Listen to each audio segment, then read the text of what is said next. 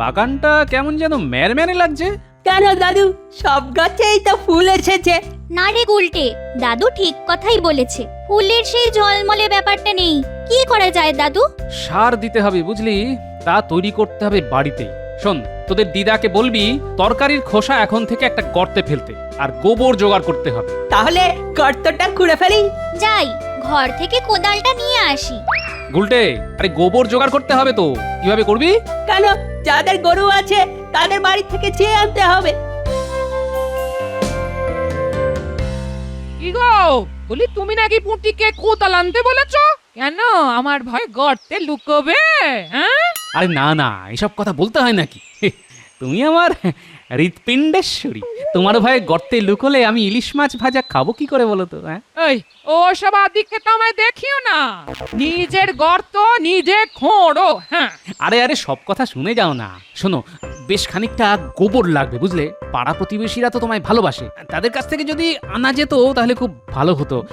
একটু তা তোমার মাথা ভর্তি তো গোবর। হ্যাঁ, তুমি দাও না গো আমায় একটু। এই শোন পুঁটি, এই গোবর টোবর আমি আনতে পারবো না। তোর দাদুর মাথার গোবর দিয়ে চাষ করলে কর, না হলে ঘরে বসে থাক, আমায় চলাস না।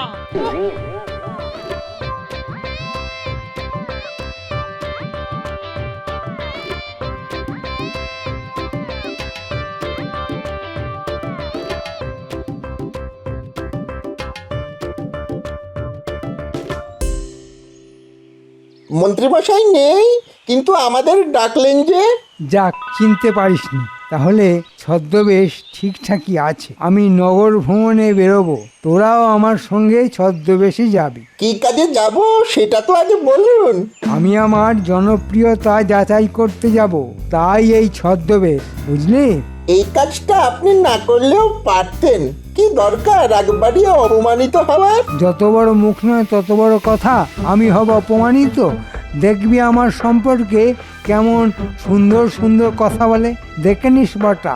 তোর কথা সত্যি হয় না আমার কথা? কেন কথা বাড়াচ্ছিস বটা? মন্ত্রী মশাইয়ের ইচ্ছে হয়েছে তিনি নগর ভ্রমণে যাবেন, আমরাও যাব, কিন্তু আমাদের পারিশ্রমিকটা কে দেবে? সারাদিন শুধু মোহর আর মোহর। হ্যাঁ রে, তোদের কি আর কোনো কাজ নেই? হ্যাঁ, নেই বলেই তো আপনার সঙ্গে বেরোচ্ছি। কি হবে তা তো জানি, তবুও মন্ত্রীর হুকুম তো আর ফেলতে পারি না।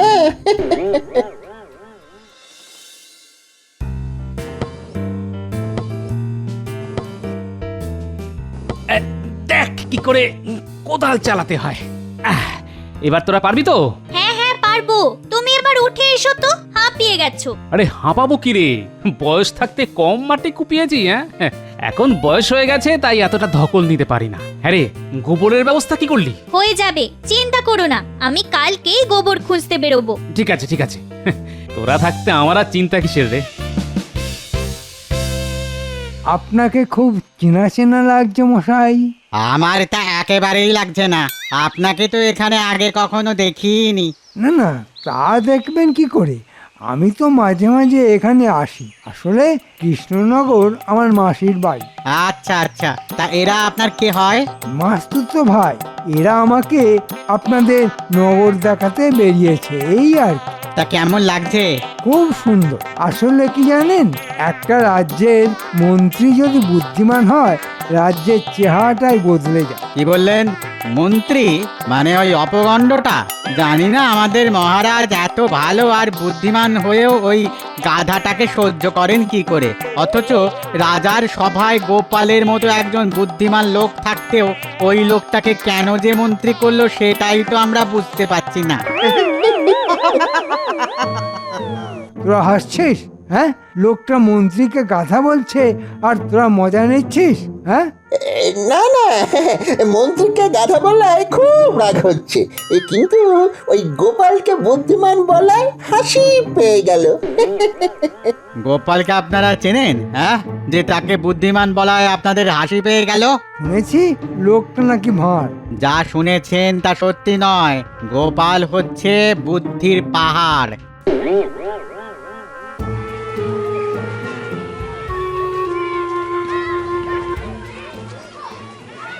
কি দেব মশাই? না, আমরা এই দোকানপত্র দেখতে বেরিয়েছি। তা কেমন চলছে সব? কি করে আর চলবে বলুন, মহারাজ এমন একটা মরকটকে মন্ত্রী বানিয়েছে যে কিছুতেই দাম ঠিক রাখতে পারছি না। আপনারা কি রাজবাড়ি থেকে আসছেন নাকি?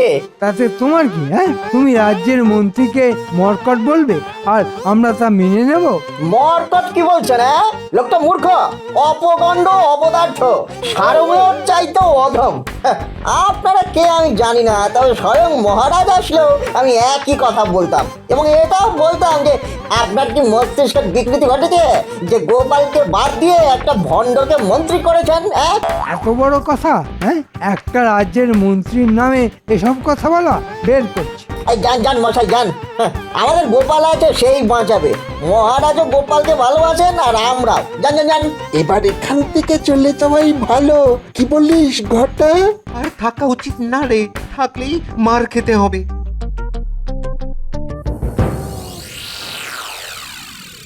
গর্ত হয়ে গেল, এবার তরকারির খোসা আর গোবর ঢালতে হবে, তাতে যা সার হবে না, দেখবি কি ফলনই না হবে। হ্যাঁ, দিদা একেবারে তাক খেয়ে যাবে। হয়ে যাবে, তুমি চিন্তা করো না, আমি কালকেই গোবর খুঁজতে বেরোবো। পুটি, এটা তুই ভুল বললি। দাদুর কাজে গাফিলতি গোলটা কিন্তু মোটেই সহ্য করতে পারে না।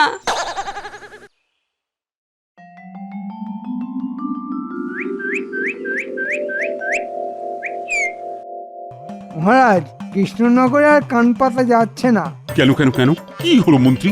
আসলে কি হয়েছে, আপনার অনুমতি না নিয়ে এই ছদ্মবেশে কাল নগর পরিদর্শনে বেরিয়েছিলাম।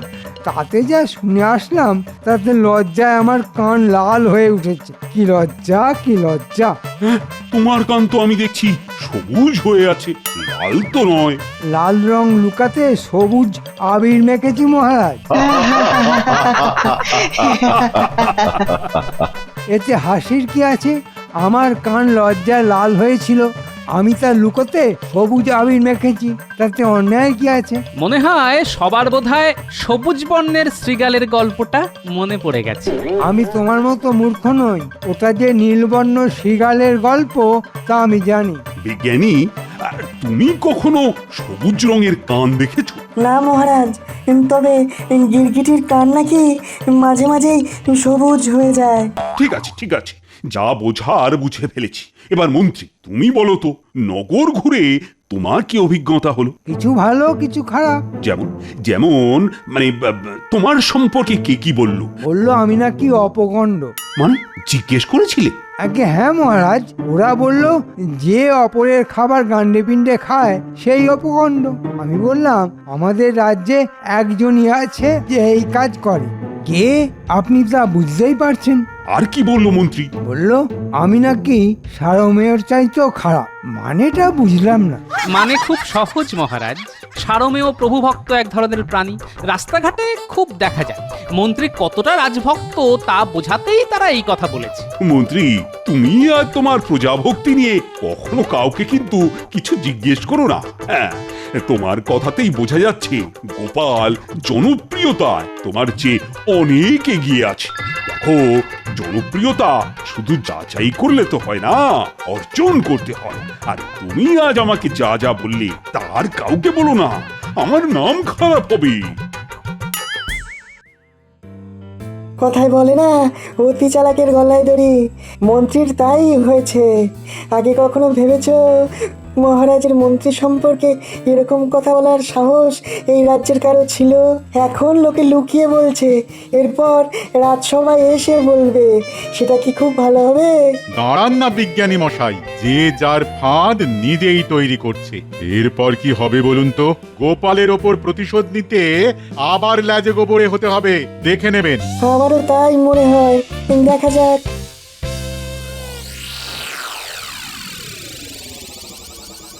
কি রে বটা, শুনলাম তোদের মন্ত্রী মশাইকে নাকি সবাই খুব প্রশংসা করছে। তার বলতে কত সুন্দর সুন্দর কথা বলেছে। এই বটা, সাবধান করে দিচ্ছি, কি বলেছে তা বলবি না, 5 কান হয়ে যাবে। এসব গুপ্ত রাজকার্য সবার শোনার জন্য নয়। কি কি বলছে তা কি আর আমি জানি না? সব জানি। নগরীর সবাই জেনে গেছে যে মন্ত্রী তার জনপ্রিয়তা যাচাই করতে গিয়ে একেবারে লাজে গোবরে হয়ে গেছে। লোকটার মাথায় যে গোবর আছে তা কেউ বলেনি। কি বললে কি বললে কি বললে? গোবর? ঘটা ঘটা শোন, এবার একটা জব্বর বুদ্ধি মাথায় এসেছে। আবার বুদ্ধি এলো মাথায়? আপনার মাথা বটে একটা, গোবরে আর বুদ্ধিতে ভরপুর। তা এবার আমাদের কি করতে হবে? কাছে আয়, চুপি চুপি বলি, কেউ যেন জানতে না পারে। ও, আমাকে বাদ দেওয়া হচ্ছে না?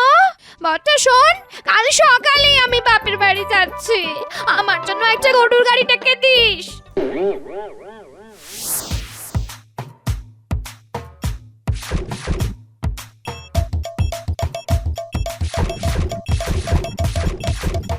আর একটু তাড়াতাড়ি হাত লাগা, ভোরের আগেই এসব গোপালের বাড়ির সামনে জড়ো করতে হবে।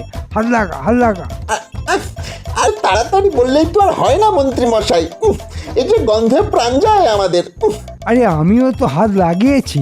কেউ ভেবেছিল একটা রাজ্যের মন্ত্রী এভাবে গোবর ঘাঁটবে? বুদ্ধি তো আপনার মাথা থেকেই বেরিয়েছে, এখন ঠেলা সামলাচ্ছি আমরা। যা হয়েছে তাই নিয়ে চল, নইলে পুরো বুদ্ধিটাই ঘেঁটে যাবে। চল, আর দেরি করিস না।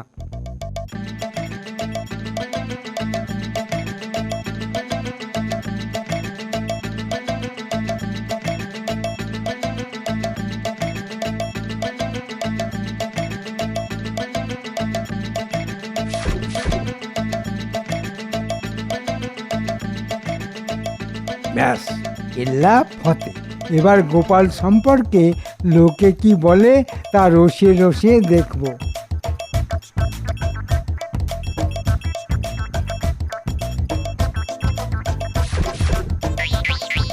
এবার চলুন চলুন, গায়ে একেবারে ওই পচা গন্ধে বমি পেয়ে যাচ্ছে।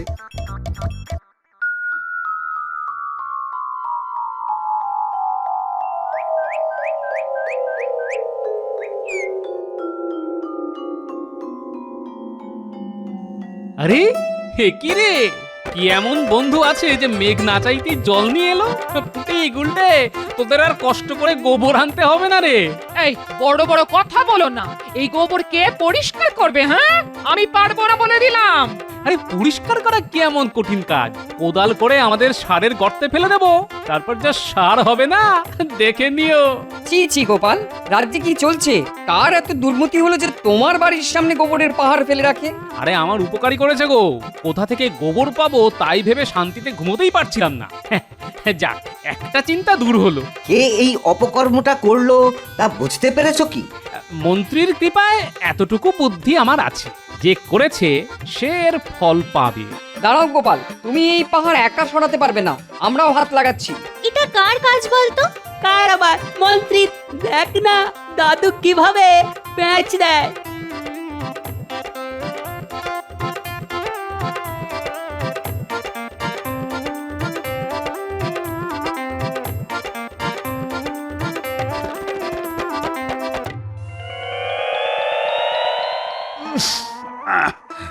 আচ্ছা, কার গা থেকে এরকম উৎকট গন্ধ আসছে বলো তো? কার আবার? মন্ত্রীর গা থেকেই তো মনে হচ্ছে। কি মন্ত্রী, তুমি কি কাল রাতে পচা পুকুরে ডুব দিয়েছিলে নাকি? হ্যাঁ মহারাজ, মন্ত্রী কাল গোবরে পদ্ম ফুল খুঁজতে গিয়েছিল, না পেয়ে আমার বাড়ির সামনে ফেলে দিয়ে গেছে। শুধু ফেলেছে কি, একেবারে পাহাড় বানিয়ে দিয়েছে। প্রমাণ দাও যে আমিই ফেলেছি। খুব সহজ, ওর গায়ের গন্ধ নিন আর আমার বাড়ির গোবরের গন্ধ কাউকে দিয়ে নিয়ে আসুন, দেখবেন একই গন্ধ। মন্ত্রী, সত্যি কথা বলো, তুমি গোবর ছড়িয়েছো গোপালের বাড়িতে? আসলে মহারাজ, কৃষ্ণনগরে এত গরু যে বাড়িতে বাড়িতে খুব বেড়ে যাচ্ছে, তাই কি আর করব, কোথায় ফেলবো কিছু ভেবে না পেয়ে গোপালের বাড়িতেই ফেলতে বলেছিলাম।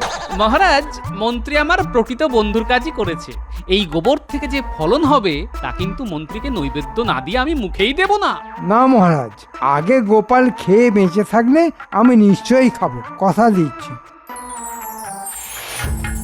গোবর এভাবে চুরি করা মানে আমাদের সম্পদ চুরি করা। হ্যাঁ, আমি গোবর সার তৈরি করছিলাম, সব চোরে নিয়ে গেছে। এটা কি মগের মূল্য নাকি? আমার সামান্য গোবর এখন ঘুঁটে বানাবো কি দিয়ে? আরে রান্নাই তো হবে না, এর একটা বিহিত চাই। গোবরগুলি সব গর্তে ফেলেছিস তো?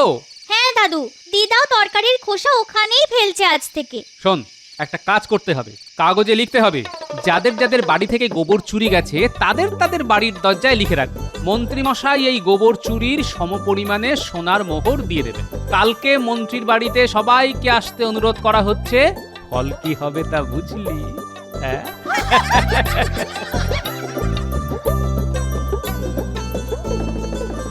একেবারে টাইট খেয়ে যাবে মন্ত্রী। বুলটে, সব কটা বাড়িতেই কিন্তু কাগজ ছাড়তে হবে, কেউ যেন বাদ না যায়। জানি, যা কাগজ এনেছি না তাতে কৃষ্ণনগরের একটা বাড়িও বাদ যাবে না। তুই আমাকে আঠার বালতিটা একটু এগিয়ে দে।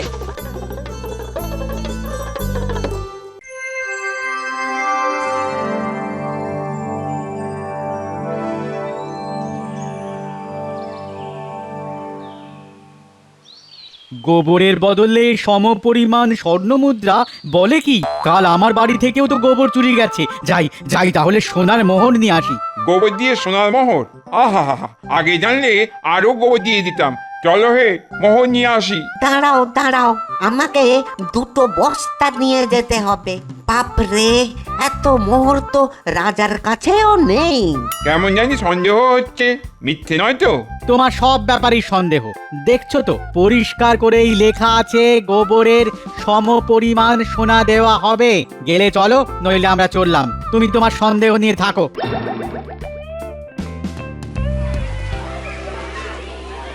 আরে ও মন্ত্রী মশাই, মন্ত্রী মশাই, আরে ও মন্ত্রী মশাই, আর কতক্ষণ দাঁড়িয়ে থাকবো? বললি স্বর্ণ মুদ্রা দেবেন কি দেবেন না বলে দিন। এইভাবে আমাদের হেনস্থা করা কিন্তু আমরা সহ্য করব না। মহারাজের কাছে নালিশ জানাবো। আগে বাইরে আসুন, কথা বলি, তারপর যা করার করব। যেমন কর্ম তেমন ফল। গিন্নি, এসব গোপালের কীর্তি। ঠিক আছে, এক মাঘে শীত যায় না, আমিও দেখে নেব। আগে লোকজন সামলাও, তারপর তো গোপাল। তুমি একটু সামলাও না গো, আমি একটু রাজার কাছে কথাটা পেরে আসি। গোপাল আমার বাড়িতে লোক লেলিয়ে দিয়েছে। সে আমি পারবো না বাবা, লোক সামলানো আমার কাজ নয়। আমারও নয়, আমি বরঞ্চ পালাই।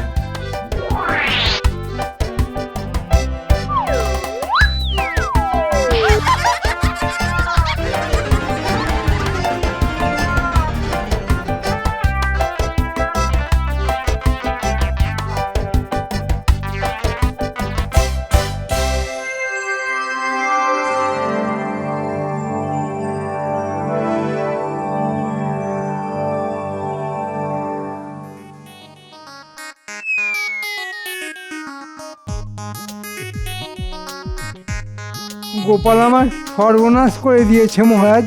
কেন কেন কেন? গোপাল আবার কি করলো? ওই তো লক্ষ্মী ছেলের মতো বসে আছে। আপনার আশকারাতেই ও নিজেকে এখন মহারাজ ভাবতে শুরু করেছে। সেটা তো লোকে তোমার সম্পর্কেও বলে। মহারাজ, মন্ত্রীর যা অবস্থা হয়েছে মনে হয় ওর কোনো বিপদ হয়েছে। ওকে রক্ষা করাই এখন আমাদের প্রধান কাজ। হ্যাঁ হ্যাঁ, সেটাই করা উচিত। বলো বলো মন্ত্রী, কি এমন বিপদে পড়েছো যে এভাবে রাজসভায় ঢুকে পড়েছো? বিপদ বলে বিপদ, গোপাল আমার পিছনে লোকজনকে খেপিয়ে দিয়েছে। তারা আমার বাড়িতে হামলা করার জন্য জমায়েত হয়েছে। আমি তো ভয়ে পালিয়ে এলাম। হ্যাঁ, এই কথা কি সত্য গোপাল?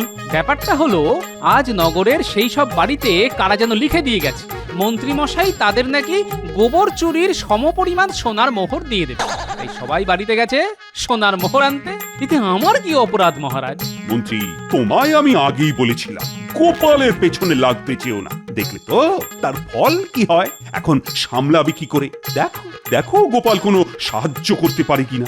ভাই গোপাল, তুমি আমার ভরসা। এবার বলো কি করে এর প্রতিকার করা যায়। মন্ত্রী মশাই, পথ তোমায় আমি বাতলাতে পারবো না। আসলে ওরা তোমার মুখ থেকেই শুনতে চায় কি করে এসব হলো। আমি কিছুই করলাম না আর আমাকেই বলতে হবে আমি সব কিছুর জন্য দায়ী? এটা কি খুব ন্যায্য হলো মহারাজ? তোমার গা থেকে না এখনো পচা গোবরের দুর্গন্ধ বার হচ্ছে, আর তুমি বলছো কিছুই করুন। শোনো মন্ত্রী, যে যে বাড়ি থেকে গোবর চুরি করেছো সেই বাড়িতে ওই গোবর কিন্তু ফিরিয়ে দিতে হবে, এই আমি বলে দিলাম। এখন গোপাল যা বলছে তাই করো, না হলে কিন্তু আমি তোমাকে কোনো রকম সাহায্য করতে পারবো না। ঠিক আছে, আপনি যখন বলছেন তখন তাই করা যাবে। তবে আপনি না বললে আমি কিন্তু গোপালের কথা শুনতাম না। মহারাজ, একেই বলে কয়লা শত ধৌতে ন ময়লা ন পচন্তি, মানে কয়লা শতবার ধুলেও ময়লা পরিষ্কার হয় না। বাঁচতে গেলে আমার সঙ্গে তোমায় যেতেই হবে। যাবে কি যাবে না? হ্যাঁ, মহারাজের আদেশ, যেতে তো হবেই। বুঝলে বিজ্ঞানী, রাজা হয়েও না আমি ভয় পাই একমাত্র গোপালকে।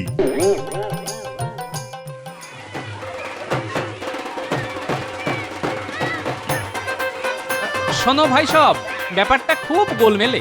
বাইরে থেকে কিছু লোক আমাদের রাজ্যে এসে গোবর চুরি করে আবার মন্ত্রীর বাসভবনে লিখে গেছে যে গোবরের সমপরিমাণ সোনার মোহর দেওয়া হবে।